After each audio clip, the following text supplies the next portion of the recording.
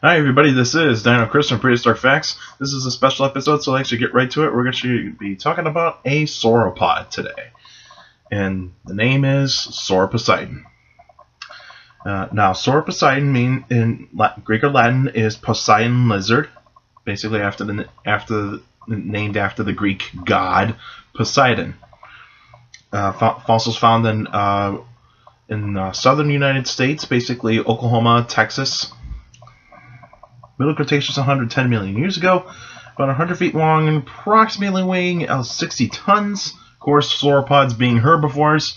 Now, Sauroposeidon is actually one of the largest sauropods to ever live in North America. And basically, Sauroposeidon is considered to be a ancestor. Is kind of almost in between, like Argentina, kind of almost in between of a titanosaur and a basic like brachiosaur. But even though a lot of scientists say it's kind of almost looks like a brachiosaurus in a way, but even though it could actually be a titanosaur. But titanosaurs are more common in the Cretaceous, whereas brachiosaurs are more common in the Jurassic. But anyway, being that, of course, Sauroposeidon's size is a big advantage for it, considering that it basically no predators can actually attack the adults, because the adults are actually almost invincible, and that's reasons why they actually grow so big. It's because they actually have to be bigger than their predators. And of course, like all sauropods, Sauroposeidon has a very small brain in its skull. So basically, it doesn't really have that great a sense of smell, doesn't have that really great of, particularly for agility in terms of the inner ear canals. I mean, it could hear alright, its eyesight is decent, but even though it was not a very intelligent animal, if you actually would say, because you see, sauropods are basically near the bottom in terms of the dinosaur intelligence scale, because basically it's because sauropods didn't really need to be intelligent to have a high intellect to actually defend against predators, because basically they're relying on instinct, not on intellect. Because basically, if you compare sauropods to like say hadrosaurs or ceratopsians, those dinosaurs actually have bigger brains than sauropods. It's because you see they have a little bit more intellect. Hadrosaurs would actually be the smarter ones, considering that they actually do need a little bit of intellect to actually defend against predators, whereas basically ceratopsians would actually be more for instinct, but even though they do have some intellect, but basically a very small amount, not really that much. But basically, sauropods rely more on instinct than anything else. They actually just rely on instinct. It's basically their mind works is basically find food, water, find a mate, and reproduce. And basically that's all it actually it's wired to do. And basically that's how it actually is.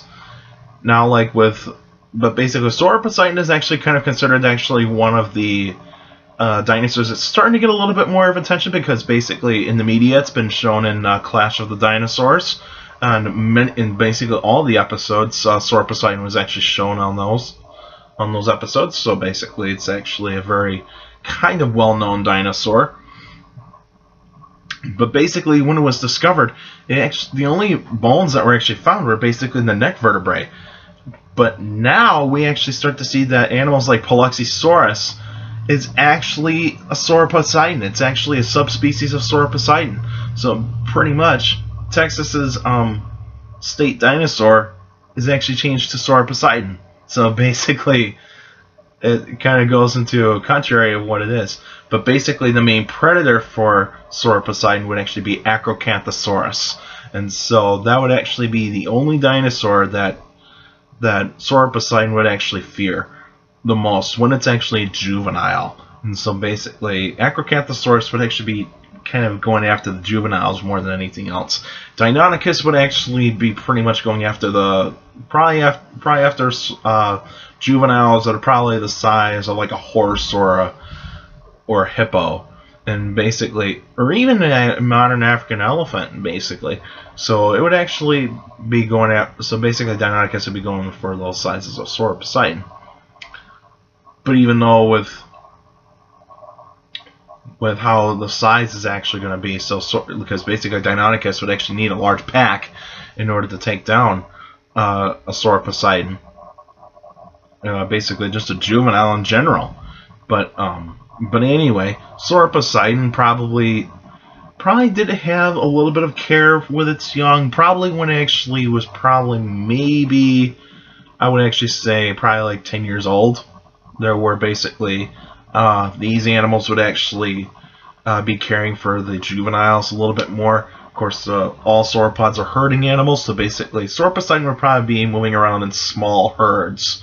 Probably herds of basically members of probably say maybe 5 or 6, and then basically it'll be good enough for them to actually move on to actually find food. But basically Sauroposeidon would actually be like one of those sauropods that actually will be kind of like in between basically like ground dwelling sauropods, where basically they actually feed on anything that's like low shrubbing ferns and all that sorts of stuff, to like sauropods that actually can have their necks high enough that basically they can actually eat leaves off of the trees. And then so Sauroposeidon would actually probably be feeding on like leaves off of trees. So pretty much it would be a tree plant, basically a tree eating type of animal, or basically just mainly the leaves, not really the like twigs and branches or anything like that, because basically you can't swallow those. And basically with most sauropods, they probably did actually have stones in their stomachs called gastroliths, but even though those are probably, but there's still a mystery for what they were used for. Like, were they just washed in when they were being fossilized, or were they really for grinding up the food in their gut? And basically, like, because basically with these dinosaurs, they can't chew their food, so basically it would be smart for them to actually have gastroliths in their stomach to actually help grind the food and help the digestion process. Now, occasionally, some of these stones do actually show up in the feces of sauropods. It's because basically it's what happens when basically once the food is kind of digested and it goes into the intestines. Probably some of those stones actually get caught up into being part of the feces or the poop. But even though we still haven't found that much of sauropod coprolites, so basically it's still a mystery of whether or not maybe some of those dinosaurs did actually poop out stones. But even though it probably did happen. So, but of course the extinction of Sauroposeidon couldn't really adapt to the new changes in the environment. But also pretty close to that time, sea levels were actually starting to rise. So basically, once all the floodplains started to become more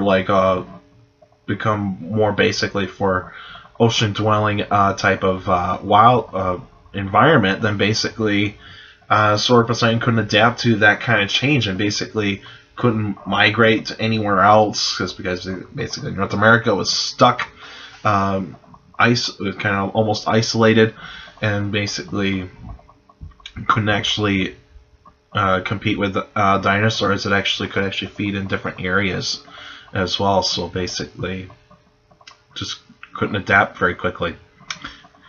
And of course, being a large animal, it actually would go extinct pretty quickly, and also the populations of Sauroposeidon would have been very small. And so That's how it got extinct.